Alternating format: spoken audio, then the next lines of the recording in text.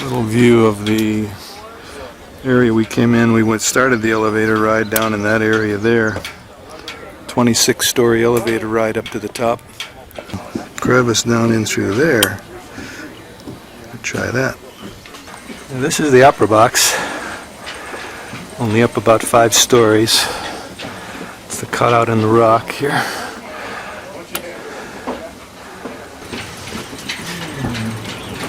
That's where we just were. That's they call the top of Chimney Rock.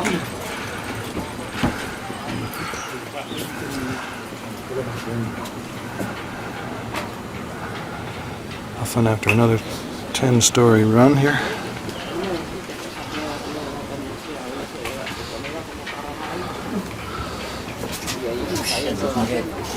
Careful. Well, there's Chimney Rock from another view. Coming down the mountain now. I'm going to walk it down. And as the sign says, that was the best view of Chimney Rock. Take another look at it. It's got sort of a pile driver head to it. And there, just to swing over, this is where Opera Box was there.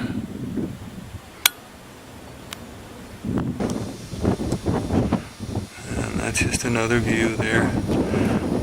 This rock area, just absolutely gorgeous. You guys are missing a real Honda Hoot here.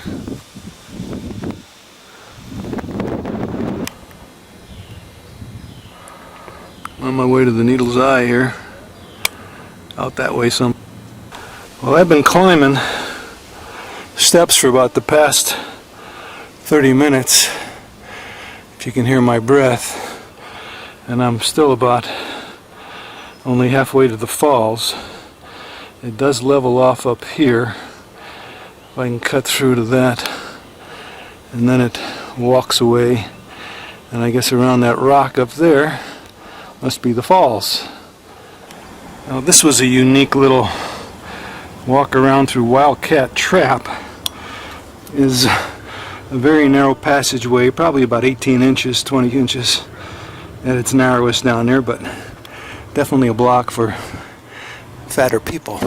But very interesting walk here. Novocaine. Yeah. 48 states and how many days? Stock seat, but I'll tell you what I did though. I got one of those gel seats from Travel Cake. Yes. Pop those staples and put that thing in. No, I just laid it. It's on top. It's just on top. Yeah. So you could ride for a while, then you can put the gel seat on for a while. I saw that one. There's the falls. Yeah. So you just interchange, just put it right on top. Yeah. It has a strap. It's velvet, so I can take it off the lid or whatever. You can change on that floor, then you can change someplace. Yeah, that's nice. It's nice and big.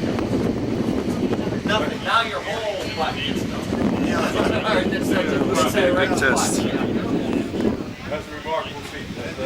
We're glad you could all join us up here today. Yeah. Lunch will be served about a half an hour. No, here.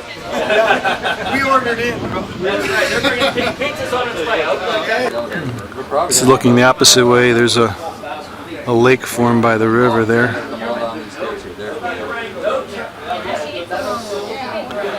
And this is some of the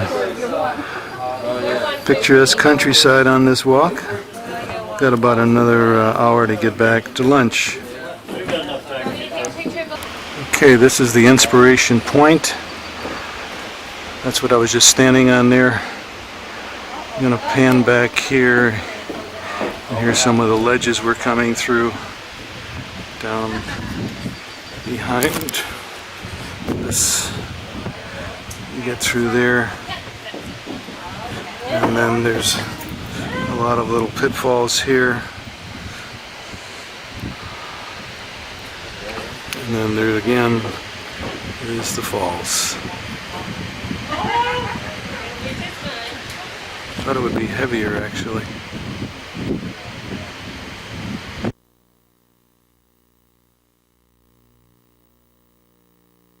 And I'm going to scan the bike area just to show you that there's about 1,000 bikes. Okay, here's some of the bike area. Just a sea of bikes. As far as the eye can see, there's probably look like about 40% Gold Wings. Maybe 80% Hondas in there. A variety of anything else. A lot of Harleys. Okay, here's some of the graphics on these. Happens to be a trike. It's a Gold Wing trike. Just to give you a feeling for the bikes here.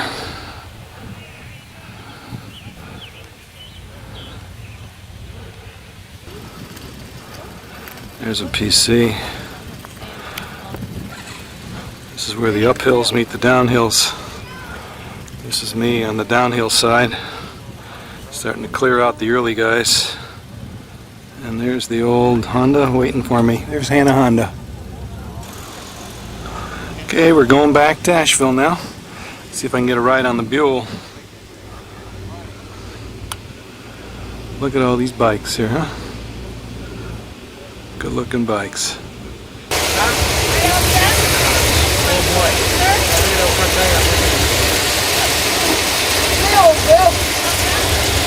Somebody on is a S1, huh?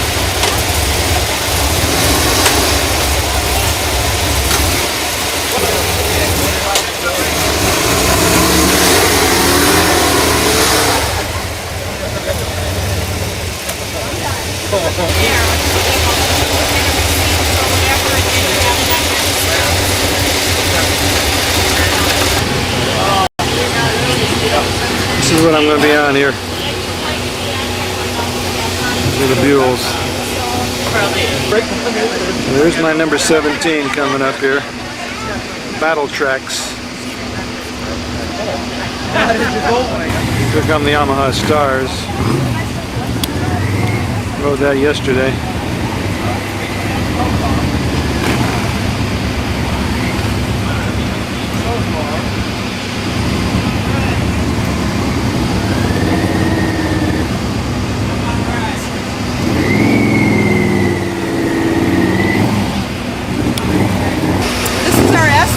Our Thunderbolt touring model.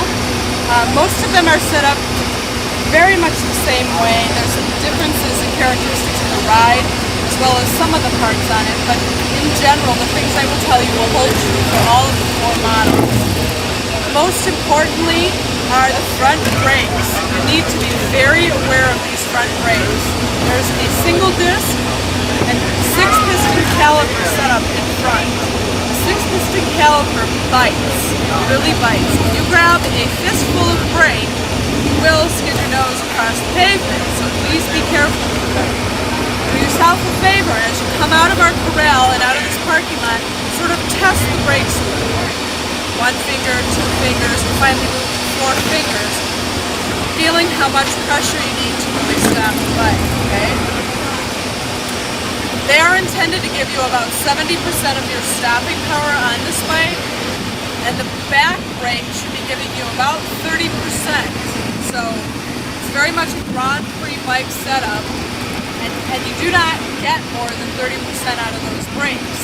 People have asked me, are they broken? Can you give me real brakes? Well, they are working just fine. Well, we had a great day today. I rode that Buell, 80 miles an hour in 3rd gear. Speedometer goes to 140, and I think it would do that. Great sport bike with a very hot seat. I told them that if they had people with hemorrhoid problems, they ought to have a comical or a comedy advertisement. They could advertise a remedy for hemorrhoids if you ride Buell S1 motorcycles. That's their sport model. Going to Taylor Ranch now, and did, as you saw in this videotape, the Tower Rock, or whatever that rock is called. See y'all later. Missing a great time in Asheville. The Honda Hoot. Here we go. There's the Catholic Basilica here in Asheville. Looking to the south, I believe, or to the east from the Radisson Hotel. I'll do a little scan here of the mountains. Just beautiful scenery here in Asheville. This is downtown Asheville. I don't know what we're looking at out there in the distance, what that is. Have to find out what that. Oh, that's probably part of the. No, that's the wrong way. I was going to say Biltmore, but Biltmore is a different direction, I think.